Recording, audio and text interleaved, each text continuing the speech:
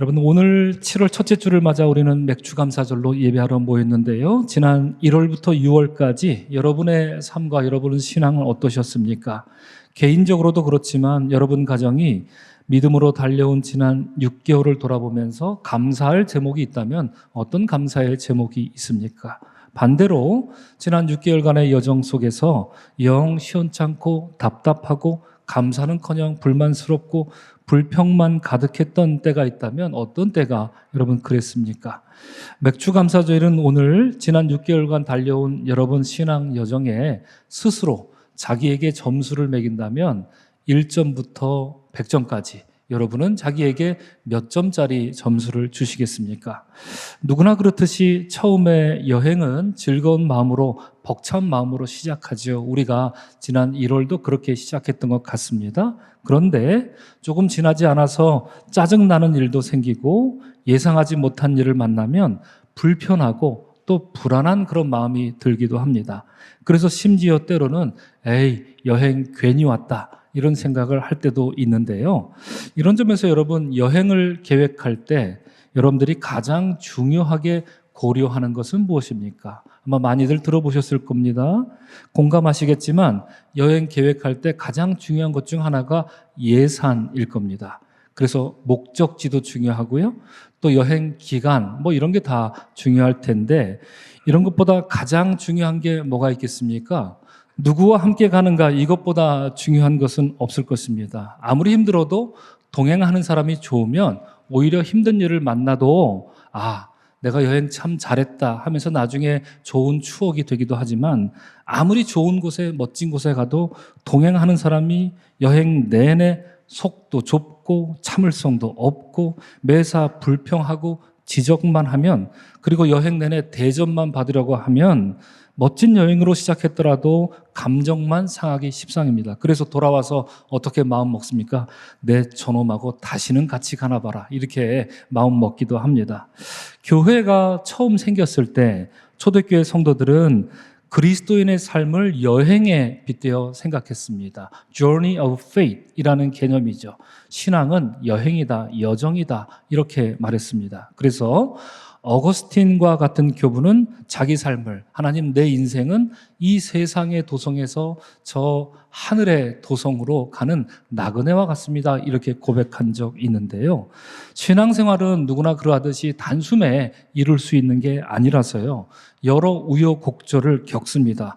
그리고 조금씩 성장해 나갑니다. 어쩔 때는 뒤로 퇴보할 때도 있지만 잘 버텨내면 그래도 앞으로 한 걸음씩 나가게 됩니다. 그래서 이러한 나그네로서의 여정에 누구와 함께 길을 가느냐 하는 것은 너무나 중요한 일이라 하지 않을 수 없는데요. 이것을 잘 아시는 주님은 하늘에 오르실 때 우리의 신앙 여행을 위해서 최고의 동행자, 동반자를 보내주시기로 약속하셨는데 그가 바로 성령님이십니다. 주님이 요한복음에서 약속해 주신 것처럼 그분의 이름은 보혜사로서 상담자, 돕는 자, 안내자로, 그리고 심지어 우리를 위해 변호까지 해주실 것이다. 듣기만 해도 눈물 날 것 같은 가슴 뭉클한 그런 약속을 우리에게 주셨습니다. 이런 점에서 오늘 본문 사도행전 2장은요, 우리의 신앙 여정에 있어서 매우 중요한 사건을 들려줍니다. 이 사건으로 교회 역사 2000년이 시작된 거죠. 지난주에 말씀드렸던 것처럼 구약의 시대와 예수님의 시대를 넘어서 이제 교회의 시대, 그 서막을 알리는 장, 바로 오늘 사도행전 2장인데요. 이 일은 예수께서 제자들과 함께 마지막 만찬을 나누는데, 여러분, 유대 절기로 그때가 무슨 절기였습니까? 어떤 절기였죠? 유월절이었습니다. 유월절 만찬을 나눈 지 정확히 50일이 지난 오순절에 일어난 사건입니다. 그래서 우리는 이것을 뭐라고 부릅니까? 오순절 성령 강림 사건이다. 사도행전 2장을 그렇게 부릅니다. 먼저 오순절에 대해서 여러분 잠시 살펴보면, 화면에 제가 써 놓았지만 유대인들은요, 77절, 오순절, 그리고 맥추절, 이거 세 개를 다 같은 절기인데 다르게 부르는 겁니다. 우리가 중추절, 추석 이렇게 다르게 부르는 것처럼 77절, 그리고 오순절, 맥추절은 다 같은 날을 뜻하는데 기준이 뭐냐? 무엇으로부터 50일이냐? 6월절이 지나서 50일이 되는 날을 이렇게 불렀던 것입니다. 77절은 말 그대로 여러분 6월절로부터 7일에 7주가 지난 7, 7이 49, 7주가 지난 50일이 되는 날을 의미하는데 이게 나중에 시간이 흘러서 여러분 성경이 히브리어로 된 말이 헬라어로 번역될 때가 있습니다. 헬라어로 번역할 때 이 77절을 오순절, 50일이다, 50일이 되는 절기다, 펜테코스테 이렇게 헬라어로 옮긴 게 이 이름이 생기게 된 배경입니다. 또 이날은 보리와 밀과 같은 첫 열매를 거두는 감사를 드리는 날이기 때문에 맥추절이라고 부르는 것이죠. 자, 이때가 되면 이스라엘 사람들은 이 절기를 지키기 위해서 예루살렘 성전에 모여들었던 거죠. 절기를 지켜야 하니까. 그래서 오늘 본문 5절에 보면 많은 사람들이 지금 예루살렘에 이렇게 머물러 와 있는데 어떤 절기를 지키러 모였다? 77절, 오순절, 맥추절입니다. 공교롭게도 여러분, 딱 그렇게 일부러 한 건 아닌데 오늘 우리가 맥추감사절을 드리지 않습니까? 이 맥추감사절의 유래가 바로 77절, 오순절, 그리고 맥추절의 기원을 둔 겁니다. 그 중에 맥추절이라는 의미, 곧 농사를 짓고 첫 열매를 드리는 감사를 드리는 날이었기 때문입니다. 이러한 오순절 성령 강림 사건은 구약에 나오는 아주 중요한 두 가지 사건과 언제나 비교하면서 읽어야 되는데요. 첫 번째, 오늘 본문의 오순절 성령 강림 사건은 바벨탑 사건이 성취된 일입니다. 이게 무슨 소린가 하시는 분들 혹시 계신가요? 창세기 11장에 보면 어떤 얘기가 나옵니까? 교만할 대로 교만하고 잔인할 대로 잔인해진 이 니므롯의 후예들이 하늘에 닿을 만큼 높이 탑을 쌓습니다. 그리고 자기들의 이름을 온 천하에 알리려고 했습니다. 이에 창세기 11장에서 하나님이 등장하시는데 하나님이 보여준 모습이 단계별로 세 가지였습니다. 첫째, 하늘에서 땅으로 내려가겠다 요놈들아 말씀하시고요. 둘째, 요놈들 봐라. 다 똑같은 말을 하니까 지들이 작당이나 하고 앉았네. 말을 흩어버리겠다. 언어를 흩겠다라는 게 두 번째입니다. 세 번째 뭡니까? 요놈들 모여 있지 못하게 하고 내가 다 이놈들 흩어버리리라 말씀하시고 그대로 행동하십니다. 정리하면 하나님은 첫째, 하늘에서 땅으로 내려오십니다. 둘째, 언어를 흩어버리십니다. 셋째, 그 인간들을 다 뿔뿔이 떨어져 살게 하십니다. 오늘 본문에 보면 사도행전 2장 말입니다. 이것과 아주 동일한 패턴으로 성령님이 행하신 세 가지 모습을 볼 수 있습니다. 정리해보면 이렇죠. 첫째, 성령님이 어디로부터 어디로 내려왔습니까? 하늘로부터 땅으로 각 사람 위에 임재했다. 둘째, 그들이 서로 다른 언어로 말했지만 알아들었습니까? 못 알아들었습니까? 알아들었다고 성경이 말합니다. 그렇죠? 세 번째, 5절이 말하는 것처럼 이제 흩어져 있던 사람들이 절기를 맞이해서 다 모여들었다. 이렇게 성경이 말합니다. 어떻습니까, 여러분? 바벨탑 사건과 정확한 대조를 이루고 있는데 오순절 성령 강림 사건은 바벨탑 심판 사건을 완전히 뒤집고 완전히 회복하는 그런 사건이었습니다. 창세기 11장에서 하나님이 내려오신 것은 심판을 위해 내려오셨는데 이제 오늘 본문에서는 구원하고 회복시키시기 위해 친히 하나님이 성령님이 내려오신 것입니다. 이것이 우리가 오순절을 기념할 때마다 반드시 기억해야 할 첫 번째 사건입니다. 자, 둘째로 우리는 이렇게 말할 수 있습니다.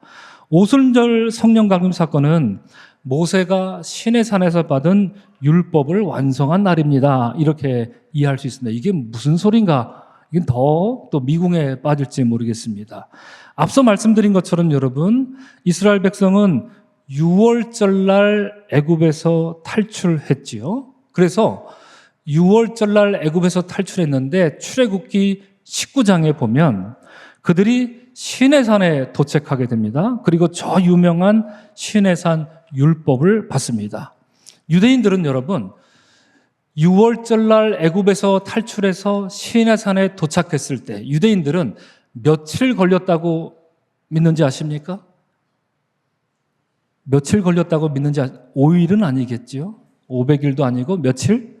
50일 걸렸다고 믿고 있습니다. 출애굽으로부터 시내산까지 딱 50일 걸렸다. 성경에 그런 힌트는 나와 있는데 정확히 50일이다 이런 말은 사실 없거든요. 근데 유대인들에게 있어서 거의 정신적인 지주로 할 수 있는 탈무드 아시죠? 이 탈무드는 이 출애굽기 19장을 해석하면서 50일이 됐을 것이다 이렇게 계산을 하고 있고요. 특별히 당시 예수님 시대 때 가장 존경받던 유대인 중에 한 사람이 있습니다. 이름하여 필로라는 인물입니다. 철학자입니다. 이 사람은 이날을 아예 50일의 의미로 오순절날 시내산에 도착했다 이렇게 씁니다. 그리고 이날은 히브리 사람들에게 가장 거룩한 선물인 율법이 주어진 날이다 이렇게 못박아 이 필로가 이렇게 명시하고 있습니다. 그래서 여러분 앞서 제가 세 가지 똑같은 절기 이름을 말씀드렸죠. 뭐였습니까? 77절, 오순절, 맥추절. 이것이 6월절부터 며칠 뒤다고요? 50일 뒤로라고 말씀드렸는데 유대인들은 여기서 한 가지 의미를 덧붙이는 겁니다. 그게 뭐냐? 이날은 바로 시내산 율법 수요일이다 이렇게 믿고 있는 거죠. 이스라엘에게 있어서 율법은 어떻습니까? 절대적입니다. 이스라엘은 율법과 함께 시작된 것이기에 이날 율법 수요일은 이스라엘 백성에게 있어서 그 어떤 날에 견줄 수 없는 감격스럽고 위대한 날인 것입니다. 아까 필로가 얘기한 것처럼 가장 거룩한 선물인 하나님이 뭘 주셨습니까? 율법을 주셨기 때문이다 믿고 있는 것이지요. 자, 그러면 여러분 이스라엘은 그 율법에 충실하고 그 율법에 복종하던 백성이었습니까? 그렇지 않았습니다. 이스라엘은 마치 율법 없는 자들처럼 오만방자했고요. 하나님 말씀을 껍데기 취급했습니다. 이에 하나님은 이사야를 통해서 이 백성이 입으로는 나를 가까이 하며 입술로는 나를 공경하지만 그들의 마음은 내게서 멀리 떠났다 이렇게 꾸짖으셨고요. 우리가 지금 나누고 있지만 새벽에 나누고 있지만 예레미야에서는 뭐라고 말씀하셨습니까? 내가 이 백성에게 재앙을 내리리니 그들이 내 말을 듣지 아니하면 내 율법을 버렸습니다 라고 최후 통첩을 말씀합니다. 그럼에도 불구하고 이스라엘은 예수님 시대까지 여전히 율법을 모독하고 능멸하는 그런 역사로만 살아왔던 것입니다. 자, 그런데 오늘 본문을 보면 모세가 시내산에서 율법을 받은 날, 바로 그날, 곧 오순절에 하나님의 영이 내려와서 사람들 위에 임하십니다. 이게 무엇을 의미하겠습니까? 이제 율법의 시대는 가고 성령의 시대, 교회의 시대가 시작됐음을 의미하는 것입니다. 또한 옛 언약의 시대는 가고 이제 새 언약의 시대가 도래했다 의미합니다. 이번 주 여러분 새벽 기도 때 나누려고 합니다. 아마 월요일, 화요일 날 나눌 텐데 하나님도 이렇게 탁 본문 말씀을 맞춰주셔서 참 감사한데요. 하나님은 예레미야를 통해서 이미 오래전에 새 언약의 시대가 올 것이다 말씀하셨습니다. 우리 화면을 보시고 예레미야 31장 31절부터 33절까지를 우리 다 같이 한 목소리로 읽겠습니다. 시작. 보라, 날이 이르리니 내가 이스라엘 집과 유다 집에 새 언약을 맺으리라. 이 언약은 내가 그들의 조상의 손을 잡고 애굽 땅에서 인도하여 내던 날에 맺은 것과 같지 아니할 것은 내가 그들의 남편이 되었어도 그들이 내 언약을 깨뜨렸습니다. 내가 이스라엘 집과 맺을 언약은 이러하니 곧 내가 나의 법을 그들의 속에 두며 그들의 마음에 기록하여 나는 그들의 하나님이 되고 그들은 내 백성이 될 것이라. 하나님 이렇게 새 언약을 약속하십니다. 오늘 본문 사도행전 2장에 나타난 성령 강림 사건은 바로 이 말씀, 곧 그 옛날 예레미야가 예언한 새 언약이 성취된 사건입니다. 이제 하나님은 더는 돌판에 율법을 새기지 아니하고 성령으로 저들 속에, 저들 마음에, 저들 영혼에 새기시겠다 하신 것입니다. 그래서 여러분 여기서 잠깐 시내산에서 모세가 율법을 받을 때와 그리고 오늘 본문의 오순절 성령 사건 때 어떤 일이, 어떤 현상이 일어났는지 비교해 볼 필요가 있을 것 같습니다. 먼저 모세가 율법을 받을 때 어떤 현상이 일어났습니까? 여러분 혹시 출애굽기 19장에 기억나는 구절이 있습니까? 우레와 번개와 빽빽한 구름이 산을 둘러쌌고요. 시내산의 연기가 자욱하니 여호와께서 불 가운데서 거기 강림하셨다. 성경은 이렇게 말합니다. 자, 그렇다면 오늘 본문 성령이 강림하실 때는 어떤 현상이 일어났습니까? 호련히 하늘로부터 급하고 강한 바람 같은 소리가 그들 앉은 온 집에 가득했다. 성경이 말합니다. 이어서 말하죠. 마치 불의 혀처럼 갈라지는 것들이 각 사람 위에 임했다. 이렇게 오순절 성령 사건을 기록하고 있습니다. 시내산의 오순절에서는 시내산 오순절에서 시간이 대략 1500년 흐른 예루살렘의 오순절에서 성령께서는 이성으로 헤아릴 수 없고 뭐라고 형용할 수조차 없는 신비롭고도 놀라운 방식으로 강림하신 것입니다. 하지만 여러분, 비슷했지만 현상은 비슷했지만 분명 두 사건은 차이가 있습니다. 시내산의 오순절에는 여호와 하나님이 누구에게만 나타나셨습니까? 모세에게만 나타나셨는데 이제 본문의 예루살렘의 오순절에서는 하나님의 영이 거기 모여서 사모하는 각 사람, 모든 사람 위에 임하셨습니다. 그리하여 그들은 다 성령의 충만함을 받고 성령이 말하게 하심을 따라서 다른 언어로 말하기 시작했다고 오늘 본문은 우리에게 증언하고 있습니다. 이로써 성령의 시대 그리고 교회의 시대가 출범하게 된 것입니다. 자, 이것이 첫 번째 차이인데 여러분, 두 번째 차이가 있습니다. 아주 중요한 차이라 할 수 있습니다. 모세가 40일 동안 시내산에 머물다가 하나님의 율법을 받고 돌판을 들고 돌아왔습니다. 그때 산 아래 있던 백성들은 뭘 하고 있었습니까?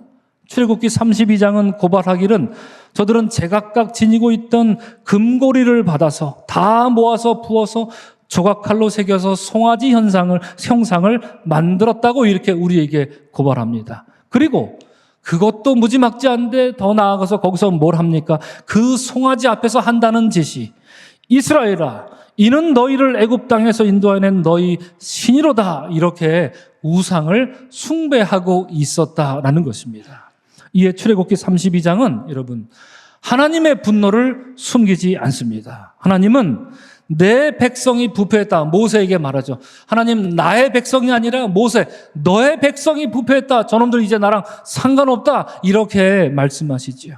이 백성은 목이 뻣뻣한 백성이다. 이렇게 분노하셨습니다. 그리고 그 결과는 참담했죠. 모세는 레위 자손들을 모아서 이스라엘 진중에 있던 3,000명을 죽입니다. 그렇다면 여러분, 성령 강림의 결과, 오늘 본문 성령 강림의 결과는 어땠습니까? 우리가 오늘 본문에서 읽지는 않았지만 사도행전 2장 14절 이하로 넘어가면 오늘 본문에 곧바로 이어지는 본문을 보면 이제 베드로가 벌떡 일어서서 저 유명한 오순절 설교를 합니다. 이때 유명한 말을 많이 하지요. 요엘 선지자의 말을 하고요. 누구든지 주의 이름을 부르는 자는 구원을 받으리라 선포했고요. 우리가 다 예수 그리스도의 부활의 증인이다 이렇게 선포합니다. 이러한 베드로의 담대한 증언의 결과는 어떠했습니까? 본문 40절, 41절인데 우리 다 같이 화면을 보시고 한 목소리로 읽겠습니다. 시작. 또 여러 말로 확증하며 권하여 이르되 너희가 이 패역한 세대에서 구원을 받으라 하니 그 말을 받은 사람들은 세례를 받아 이날에 신도의 수가 3,000이나 더하더라. 성경은 말합니다. 1500년 전 시내산의 오순절에서는 3,000명이 죽었더니 이제 예루살렘의 오순절에는 3,000명이 세례받고 죽을 생명이었으나 구원받은 백성이 되었다고 성경은 명확하게 증언하고 있습니다. 사랑하는 성도 여러분, 오늘 우리는 우리 신앙 여정에 있어서 가장 좋은 친구요, 상담 가시고 도와주시는 분이시며 변호해 주시는 성령 사건이 일어난 것을 우리가 나누었습니다. 방금 살펴본 것처럼 모세는 시내산에서 40일 동안 머물면서 하나님 율법을 받아 내려왔지만 결국 3,000명이 죽는 비극을 보았습니다. 그러나 사도행전의 결과는 판이했습니다. 예수께서는 부활하신 이후에 며칠 동안 세상에 머무셨지요? 40일을 머무셨습니다. 모세와 마찬가지로 말입니다. 그리고 부활의 증거를 보여주셨고 말씀을 40일 동안 가르치셨다. 우리가 지난주에 확인했습니다. 그 결과 베드로의 설교를 통해서 3,000명이 일시에 구원받는 놀라운 일을 보고 있는 것입니다. 자, 그런데 여기까지는 참 은혜롭고 아름답고 멋집니다. 그러면 그렇지 성령께서 이렇게 오셨구나. 성령 강림은 참으로 위대하구나. 우리가 이렇게 말할 법합니다. 그런데 오늘 본문을 보면 찜찜한 구석이 있습니다. 본문은 다 성령의 충만함을 받고 성령이 말하게 하심을 따라 다른 언어들로 말하기 시작하니라고 증언하고 있어서 거기 있는 모든 사람이 다 성령을 받은 것 같지만 자세히 보면 성령이 오셨어도 성령 받지 못한 사람들이 있습니다. 어떤 사람들이 오늘 본문에서 성령을 못 받았습니까? 본문 5절을 보면 사도행전이 경건한 유대인들이라고 소개하는 사람들입니다. 이들은 천하 각국으로부터 와서 예루살렘에 머물러 있는 것인데 오순절을 맞아서 지극정성으로 제사 드리기 위해 수백 리길을 걸어서 예루살렘에 온 사람들입니다. 경건할 만하지요. 그렇죠? 그만큼 유대교, 종교적 전통을 준수하는 마음이 아주 강한 사람들이었습니다. 경건한 유대인 이렇게 불리기에 손색이 없는 사람들입니다. 이렇게 보나 저렇게 보나 말이죠. 그런데 이 경건한 자들이 오늘 본문에서 우리에게 보여주는 모습은 뭔가요? 사도행전 2장은 이 경건한 사람들에서 뭘 말하고 있습니까? 본문 7절을 보면 그들은 놀라 신기하게 여겼다. 보라, 이 말하는 사람들이 다 갈릴리 사람 아니냐? 이렇게 빈정대며 말하고 있습니다. 여기서 여러분 놀라 신기하게 여기다 헬라어 원어로 보면 이게 제자리를 벗어나다 이런 뜻입니다. 이게 마가복음에서는 여러분 제정신이 아니다 이런 뜻으로 여러분 예수님의 가족들이 예수님에게 미쳤다라고 한 적 있지 않습니까? 마가복음 3장에서 말입니다. 바로 그 표현입니다. 예수님한테 미쳤다라고 말하는 거. 지금 놀라 신기하게 여기는데 뭔가 지금 이 사람들이 제정신이 아니라는 얘기입니다. 성령 강림한 사건을 경험한 것을 목도하고 있는데 뭔가 제정신이 아니다. 성경은 우리에게 그렇게 말하고 있는데 더더군다나 갈릴리 사람들아 말하는데 이건 결코 좋은 표현이 아닙니다. 단순히 갈릴리에 사는 사람들아 이런 의미가 아닙니다. 이 말은 교육받지 못하고 문화적으로 뒤떨어진 사람들아 이렇게 비하하는 이 갈릴리 촌놈들아 이렇게 말하고 있는 것이지요. 이 거룩한 날 성령이 오셨는데 저들은 성령을 받기는커녕 오히려 성령 받은 사람들을 무식쟁이, 갈릴리 촌놈 어쩌고 저쩌고 하면서 깎아내리더니 12절에서 다 놀라고 당황했다 이렇게 또 말하고요. 13절에서 결국 한다는 소리가 그들이 다 세술에 취했다. 그러지 않고서는 저놈들이 저럴 수가 없다. 평가하고 깎아내리고 조롱하고 있습니다. 여러분 생각해 보십시오. 성령이 오셨는데 이 15개 지역에서 온 사람들만 일부러 피해서 오셨단 말입니까? 오늘 본문이 우리에게 그걸 말해주고 있는 건가요? 성령이 선별적으로 그 사람들에게만 이렇게 임했고 나머지 사람들은 교묘하게 성령이 피해서 임했다. 오늘 본문은 그 사건이다. 우리에게 지금 그 얘기를 하고 있는 것입니까? 그럴 리가요. 사람은 하나님을 피해도 하나님은 사람을 피하지 않습니다. 누굴 일부러 피할 뿐이 아닙니다. 하지만 결과적으로 이 경건하다 하는 유대인들은 마치 여러분 퍼붓는 비 사이를 막 달리면서도 비 한 방울 젖지 않는 사람처럼 기적적으로 아주 기적적으로 성령을 피합니다. 이 사람들. 우리가 옛날 우스갯소리로 이런 사람 일본 사람 이름이 있다 그랬는데 뭔지 아십니까 여러분? 비 사이로 막가. 잘들 아시죠? 그렇죠? 비 사이로 막가 해서 그 성령 강림을 아주 기적적으로 피하고 있는 겁니다. 이들은 말이죠. 성령 강림도 기적이지만 그 기적을 피하는 것 정말 놀랄 노자입니다. 기적입니다. 성령 강림은 죽은 영혼을 살리고 상처 입은 영혼을 소생시키고 교회를 세우는 아주 복되고 은혜로운 기적이었지만 이 사람들은 그 놀라운 성령의 기적을 피해 달아나는 불행한 기적의 주인공들이 되었던 것입니다. 오늘 본문에서 우리는 그들을 바라보고 있는 것입니다. 영국의 존 스토트 목사님은 그래서 성령 강림에 대해서 이런 말을 한 적이 있습니다. 사랑하는 성도 여러분, 우리는 120명의 제자들이 기다렸던 것처럼 성령이 오시기를 기다릴 필요가 없습니다. 성령은 오순절에 이미 오셨으며 결코 그의 교회를 떠나신 적이 없기 때문입니다. 우리의 책임은 그분의 주권적 권위 앞에 스스로를 낮추고 그분을 소멸시키지 않기로 결심하며 그분이 자유롭게 행하시도록 하는 것입니다. 이렇게 설교한 바 있습니다. 오늘 맥주감사주의를 마저 예배하러 나오신 사랑하는 성도 여러분, 여러분들은 성령 받은 자로 살고 계십니까? 이런 질문 참 곤혹스럽죠. 아멘으로 대답하기도 그렇고 그러지 않니 잠잡고 있기도 그렇고, 그러나 묻습니다. 여러분은 성령 받은 자로 살고 계십니까? 그 복된 기적의 자리로 나아가서 겸손한 영혼으로 성령의 인도하심을 받고 살아가고 있습니까?